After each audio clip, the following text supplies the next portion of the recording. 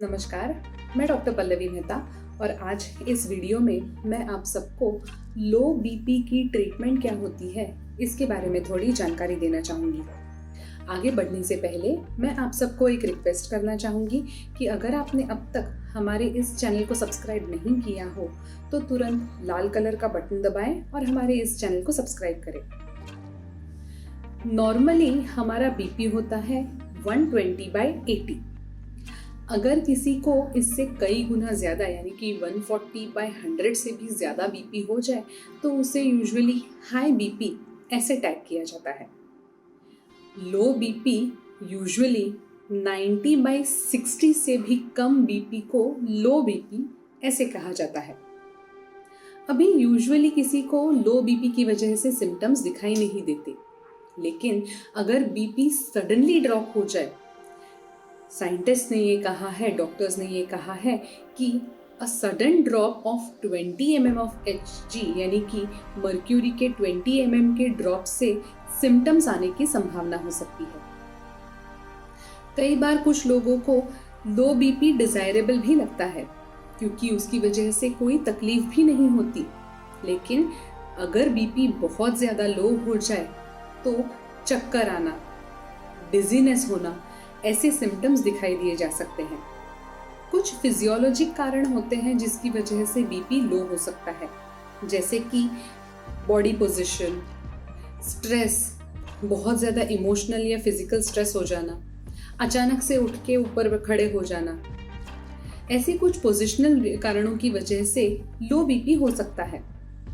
At the same time कुछ pathologic कारण भी होते हैं जैसे कि heart problems, pregnancy, thyroid problems, जिसकी वजह से लो बीपी की शिकायत किसी को हो सकती है।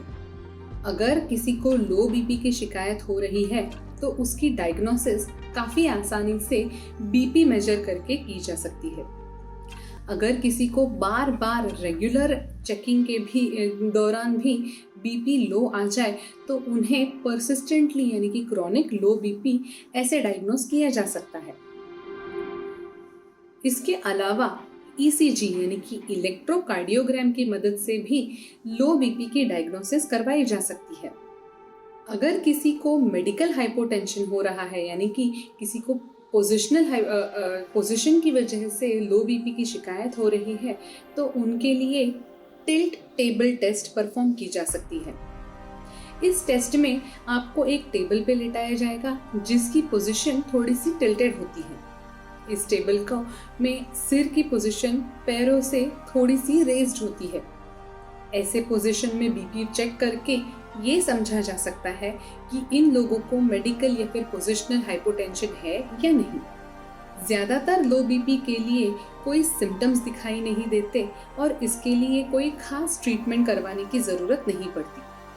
अगर किसी को परसिस्टेंटली लो बीपी हो रहा हो या फिर किसी को हल्की सी सिम्टम्स आ रहे हो जैसे हल्का सा चक्कर आना या फिर थोड़े ड्राउजीनेस लगना, तो उन लोगों को मोर सॉल्ट कंजम्पशन यानी कि नमक ज़्यादा खाने का सुझाव दिया जा सकता है। वैसे ही आपके डॉक्टर आपको पानी ज़्यादा पीने का सुझाव भी दे सकते हैं। कई बार लो बीपी की वजह से पैरों में बहुत ज़्यादा स्वेलिंग आ जाती है। पैरों में स्वेलिंग आने की वजह से पैरों में से सर्कुलेशन सही तरीके से हार्ट तक पहुंच नहीं पाता। इसीलिए ऐसे केसेस में आपके डॉक्टर आपको कंप्रेशन स्टॉकिंग्स पहनने का सुझाव दे सकते हैं। हमारे काफ मसल्स जो होते हैं यानी कि जो पैरों के पीछे के मसल्स होते हैं, इनकी वजह से काफ़ी हद तक अपनी सर्कुलेशन रेगुलेट हो जाती है। कंप्रेशन स्टॉकिंग्स पहन के काफ़ी ज़्यादा पैर काफ मसल्स दब जाते हैं और फिर इनके दबने की वजह से सर्कुलेशन बहुत अच्छी तरह से रेगुलेट हो सकता है। लो बीपी की दवाइयाँ ज़्यादातर ऑर्थोस्टैटिक यानी कि स्टैंडिंग अप वाले लो बीपी को ट्रीट करने के लिए दी जाती हैं। ये प्रमाण बहुत कम होता है। कुछ लाइफस्टाइल मॉडिफिकेशंस हो सकती हैं, कुछ होम रेमेडीज हो सकती हैं जिनकी मदद से आप रेगुलर लो बीपी को काफ़ी हद तक कंट्रोल कर सकते हैं। अल्कोहल का कंजम्पशन पूरी तरह से बंद कर दें। अल्कोहल पीने से बीपी काफ़ी ड्रॉप होता है, इसीलिए अल्कोहल का कंजम्पशन टोटली अवॉइड करके लो बीपी को काफ़ी हद तक कंट्रोल किया जा सकता है। अल्कोहल के बदले में पानी ज़्यादा पिए। पानी के इंटेक से बीपी और ब्लड सर्कुलेशन अच्छी तरह से रेगुलेट होता है। अपने पोजीशंस पे थोड़ा सा ध्यान दें। अचानक से कोई चेंज इन पोजीशन ना करें। अगर आप बैठ रहे हो तो उठते समय थोड़ी सावधानी बरतें। अगर आप खड़े हो और आपको बहुत चक्कर जैसा महसूस हो रहा है, डिजीनेस महसूस हो रहा है, तो सिजर क्रॉस पोजीशन करके पैरों को क्रॉस करके अपने काफ मसल्स को जितना हो सके उतना दबाएं। अगर आप काफ मसल्स को ऐसी पोजीशन में दबाते हैं तो ब्लड सर्कुलेशन रेगुलेट हो जाता है, अच्छी तरह से इम्प्रूव हो जाता है और बीपी नॉर्मलाइज हो सकता है। वैसे ही रेगुलर एक्सरसाइज करके आप अपनी ब्लड प्रेशर को काफ़ी हद तक मेंटेन रख सकते हैं।